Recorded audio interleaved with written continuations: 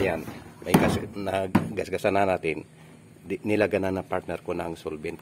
Kinakamay lang, oh. Talagang, ano talaga to eh. Yan si partner ko, yan. Yan ang model ko. Yan. Salpak yung, tapos dito, lagyan mo din tong solvent to, kabila, boss. Yan. Ito naman D-trace natin, guys. Ito naman ang, gumawa tayo ng D-trace na,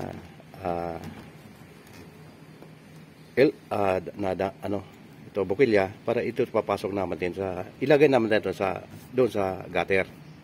So pag nasa gutter na siya dito ang gutter bisa gutter ito nang papasok natin yung D-trace. Yan siya. Ayan. Ito nang papasok doon sa gutter. Pakita ko na sa iyo guys paano kami magkabit ng downspout. Sige po.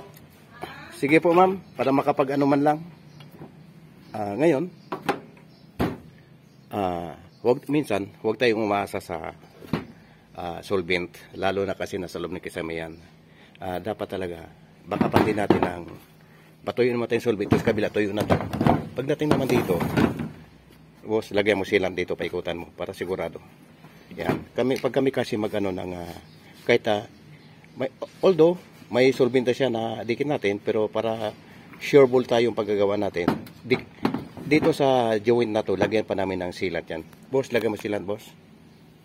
Isiksik mo maigi, boss. Para talagang swabing-swabe ba. Ayan.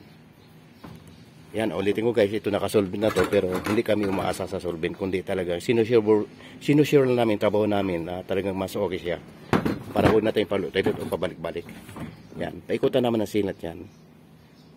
Yan, para bagasan, oh. Sureball na sureball yan.